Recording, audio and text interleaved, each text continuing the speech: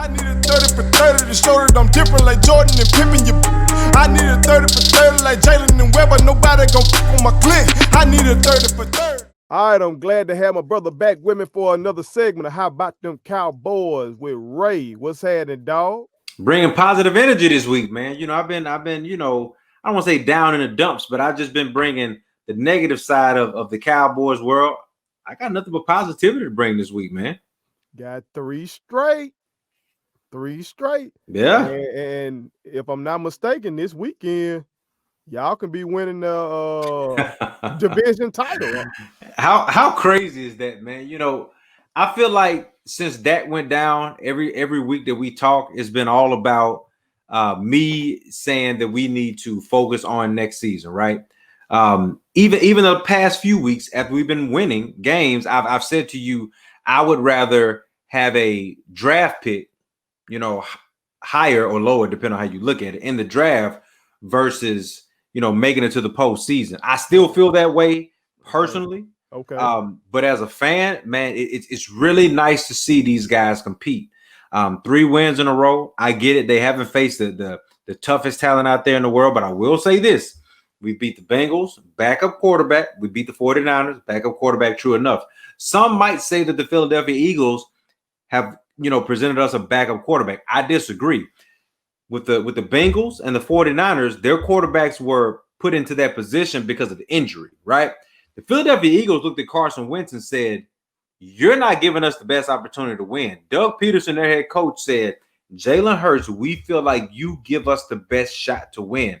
So he's not a backup. He's a starting quarterback. So for the first time, my squad is beating a starting quarterback in the NFL, a talented one, in my opinion. I think the kid, the young man, has a lot of talent and potential. And we dominated that game, man, in all phases.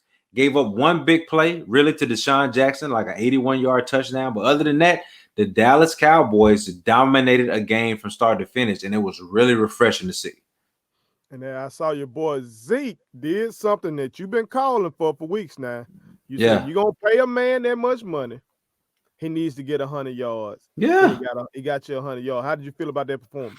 Again, it's different, man, when you see guys that are just all in. I get it. The Philadelphia Eagles have a lot of injuries like we do too. They didn't have their best defensive lineman, one of the best defensive linemen in the league, Mississippi's own Fletcher Cox, right? Right. But at the end of the day, this is Ezekiel Elliott's second 100-yard game of the season, which means he was out there trying, grinding. I actually saw an extra burst in Ezekiel Elliott when he was carrying a rock, man. I think part of that is because he hasn't had to carry the load in the backfield when you've had Tony Pollard, getting a good, chunk of the carries as well. So it's one of those things where Zeke looked fresh coming off of, missing a week. He looked fresh. He looked healthy. I'm happy for him, man. I've criticized you know my philosophy. I criticize guys when they don't do well, right? Because they make a lot of money. JJ Watt just said it on the press conference. He snapped out. Right. So I know I'm not far off when I say you get paid millions of dollars to play a game that people would love to play, and it's not your typical occupation. So why not play hard? JJ Watt does that all the time. I'm proud to see Ezekiel Elliott do that, man, here last week versus the Philadelphia Eagles. So was Zeke your Cowboy of the week? He wasn't. And he had a good game. So many guys had a good game. Randy Gregory had a good game. Andy Dalton had a really good game. I think he had 8 incompletions, 22 of 30. But my player of the game is Michael Gallup, man. My Cowboy of the week is Michael Gallup. 100 and I believe 21 yards receiving. And the body control of Michael Gallup is something that has always impressed me since he joined the Cowboys, man. Toe taps, going up and catching that thing, man, and maintaining your balance and understanding where you are on the sidelines. Always been impressed, but in that game, he dominated every DB they put on him. 2 touchdowns early to kind of, give us that momentum that we needed to get over the hump. Because of that, we have our 3rd straight win. I can't believe I'm even saying that. Like I said, man, a couple of weeks ago, we were talking about, are the Cowboys going to have a top 5 pick? And here they are now with the playoffs on the horizon if they can get the job done and if the Washington Redskins lose this week, excuse me. So do y'all do it? Will y'all be the NFC East champions? Probably not, because Cowboy fans will know what I'm talking about when I say this. Um, right when we start, finding our groove in the past, in recent history, not like in the past, in recent history with Tony Romo and Dak, when we get to this point where it's a win and you're in, or you win and you need somebody else to lose, most of the time we're 8-8 and we need to win that game and have somebody lose for us to get in.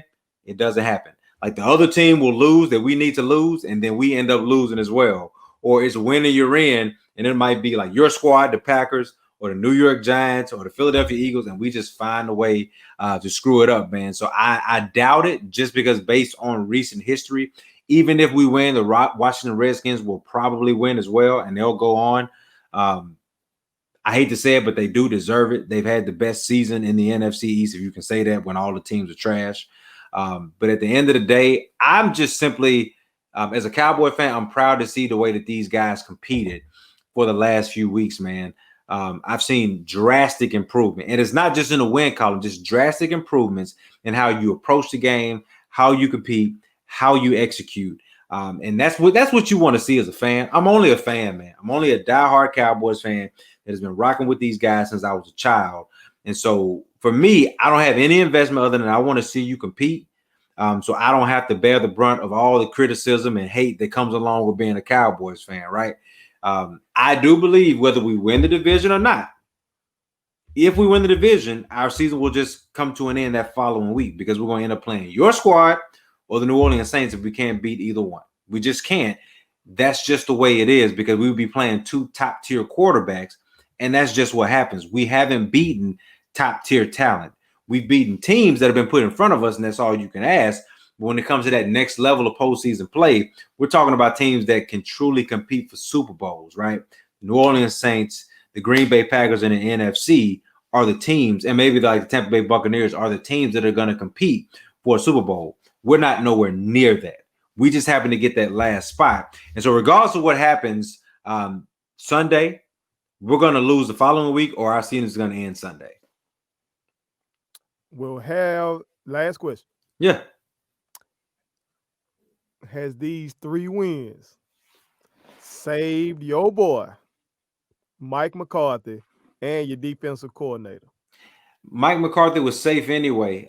If I was the owner, it wouldn't matter. He'd still be gone, because like I said, these wins have nothing to do with Mike McCarthy. These wins have everything to do with guys competing. Tank Lawrence stepping up. They say Mike got him in there smashing watermelons again. I know. Well, yeah, and my comeback to that is, if he knew smashing watermelons was going to work, why did he wait so late? Why didn't he do it right when Dak went out? You know what I mean? That's another thing that I go back to. Head coaching, to me, never been a head coach, but head coaching to me sometimes can be really simple. Right. Sometimes it's very difficult, right? And that's why you have your Bill Belichick's, your Don Shula's, your Coach Walsh from over in San Francisco. You have those guys because they can elevate a team and take them to the next level. I think Andy Reid is that guy. But then sometimes coaching is just checkers. It ain't chess. And Mike McCarthy shows you that sometimes he tries to make checkers chess. You lost your franchise quarterback and all the pieces that protect him on the offensive line, yet you still tried to play like you had Dak and your, Pro Bowl and all-pro offensive line. That's an easy adjustment that any regular person would see and say, but he didn't. So for me, no, this doesn't change anything about Mike McCarthy. He'll be back next year. Jerry Jones has already said it. Oh, you're right. Yeah. He'll be back, but it goes back to what I said last week. He'll be back. The Pinto will become a Ferrari. The Ferrari will be humming during the regular season. We will somehow find our place in the playoffs, I believe, once everybody gets back healthy. And it'll come a time where the head coach will have to make a decision that determines the game. Not little small decisions, game plan decisions, a decision that will determine the game. And he will drive that thing like it's a Pinto instead of a Ferrari. And like I said last week, when it's all said and done, I do not believe that Mike McCarthy will lead us to the promised land. I hope I'm wrong, because I'm stuck with him. But at the end of the day, I just feel like Mike McCarthy needs to be bailed out by a Hall of Fame all-time GOAT quarterback. Your guy did it for him. I hope that if that comes back and hangs with us, that he can do it as well. I just don't think he's there yet. Now, well, what about your defensive coordinator then? That I've seen y'all. Do you want to be defensive coordinator? You want to be defensive coordinator of the Cowboys? Because you can. You can. You are a coach. You've been a coach. So you think he gone for sure then? No.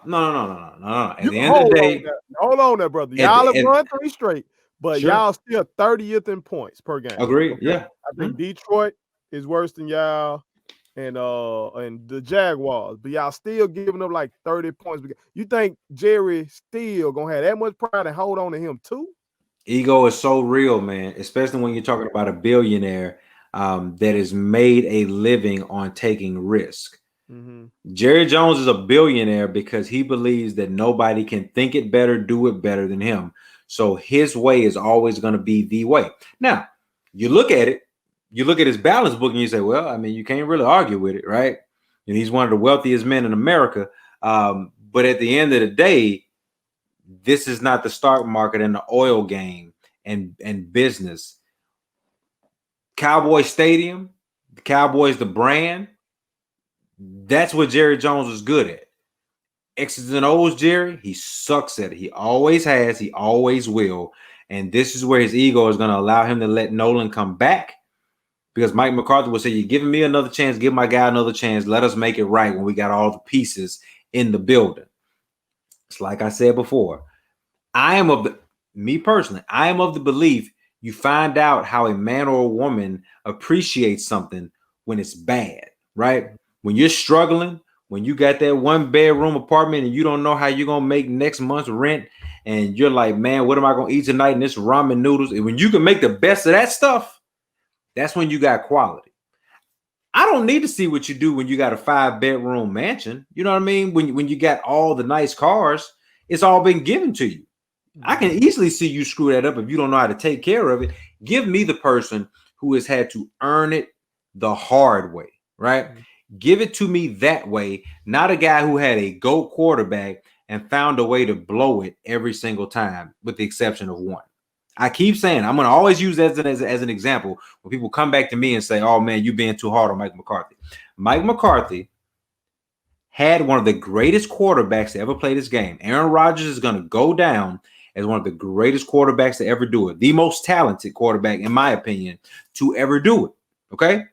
Bill Belichick took Tom Brady, who is the GOAT, and won 6 titles. I think they played in how many? 8, 9? Something like that. How many did Aaron Rodgers play in? 1. Come on, man. We've played. Come on. 1. You didn't have to bring that up. I'm just using it as an example because that shows the discrepancy in what a head coach can be when he's got GOAT status next to him.